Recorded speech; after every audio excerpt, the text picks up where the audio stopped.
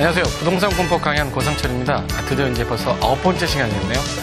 자, 지난 시간에는 건축법 1강 했죠. 건축법 파트 부분 중에서 일단은 건축물의 정의랑 건축물과 관련된 어떤 절차상에서 건축행위, 그리고 용도 변경을 앞으로 배울 거다라고 하고 끝냈는데, 이번 시간에 좀 어렵습니다.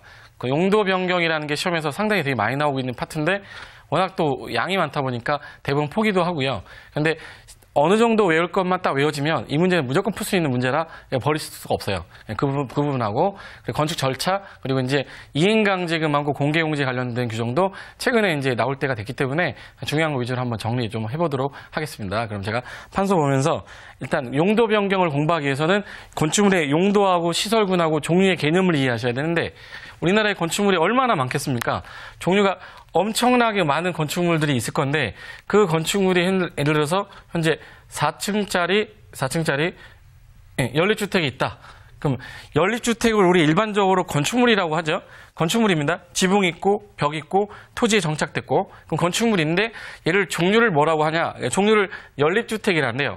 연립주택 정의는 어떻게 되냐면 층수가 4개 층 이하고 바닥 면적, 각 층의 바닥 면적을 다 더했을 때 660제곱미터를 초과하면 연립주택이라고 그래요. 그래서 바닥 면적 1층부터 4층까지 더했더니 800이 나왔습니다. 그럼 연립주택이에요.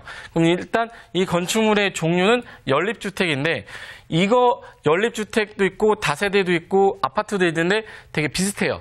그래서 비슷한 것끼리 묶어 분류할 때 이거를 용도라 하자. 그래서 수백 개의 종류가 있으면 수백 개의 종류를 너무 많으니까 한 개의 용도로 묶어 분류한 거를 우리는 용도라고 그래요. 여러 가지 종류 비슷한 거를 묶어서 이걸 하고, 여러 가지 종류 비슷한 거 묶어서 이걸 하자. 그러면 연립주택하고 아파트하고 다세대하고 기숙사는요, 외부 형태에서 볼 때는 되게 비슷해요. 근데 그걸 하나의 독립된 세대가 한 개의 건물 안에 구분 소유권을 갖고 같이 있으니까 공동주택이라 하자. 그럼 공동주택이 이거는 용도가 되는 거예요. 그럼 잘 보세요. 연립주택은 뭐를 얘기하는 거냐면 건축물의 뭐를 하는 거예요? 종류를 얘기하는 겁니다.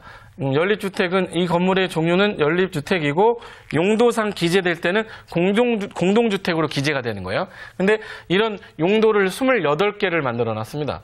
28개 용도를 분류해 놓고 이 용도가 아주 센 용도군, 규제가 아주 강한 용도군이 있고 좀 약한 용도가 있을 거 아니에요. 그럼 만약에 용도를 내가 기존에 연립을 쓰다가 다른 걸로 바꾸고 싶다. 그럼 용도 변경을 자기 마음대로 하게 되면 문제가 생기니까, 예를 들어서 화재 위험성이 엄청난데 화재 위험성이 엄청난 거를 용도로 바꾸려면 규제가 좀 세서 화재 위험성이 없는지 있는지를 판단하고 하게 해줘야 되니까 용도 변경도 그냥 하지 말아라. 규제해야겠다. 안전을 위해서. 그래서 용도를 변경할 때는 그 다음에 허가를 받거나 신고를 해야 되는데, 그럼 28가지 용도가 있는데 이 28가지 용도 중에도 비슷한 것들이 있을 거예요.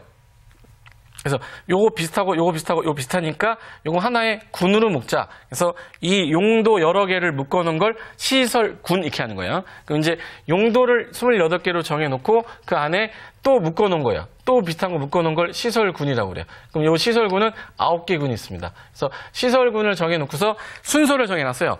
1번부터 9번까지 딱 써놓고서 1번부터 쭉 해서 9번까지 썼어요. 그래서 가장 규제가 센 거 1번에다 갖다 놓고, 그 다음에 2번, 3번, 4번에서 가장 약한 걸 9번에다 갖다 놨어요. 그럼 만약에 내가 현재 갖고 있는 건축물의 종류가 이건데 용도가 여기 있던 거야. 여기 있던 용도를 만약에 위에 있는 용도로 변경하겠다. 그럼 규제가 센 거로 바뀐다는 뜻이죠. 그럼 당연히 뭘 받으셔야 돼? 허가 받으셔야지. 근데 약한 게, 거꾸로 센 게 약한 거로 바뀌는 건 오히려 신고죠. 그래서 위로 갈 때, 센 거로 갈 때는 허가 받는 거예요. 강한 군으로. 그리고 약한 군으로 간다 그러면 신고만 해도 된다. 대신에 같은 군 안에서는 허가나 신고 없이 그냥 기재만 바꾸자 해서 기재 변경 신청 사유가 나오는 거예요. 그러려면 시설군의 종류 9가지는 가장 기본적으로, 이거는 일반적으로 공부하는 학원 있죠. 학원 주변에 개들도 아는 겁니다. 근데 이걸 우리가 모르고 하면 안 되죠. 올자관 얘기입니다. 그러면 1번부터 9번까지 군이 이렇게 돼 있어요. 용도군이라고 시설군을 정해놨는데, 이 용도 변경을 할 때 센 거로 갈 때는 허가, 약한 거로 갈 때는 신고, 같은 군 안에서 기재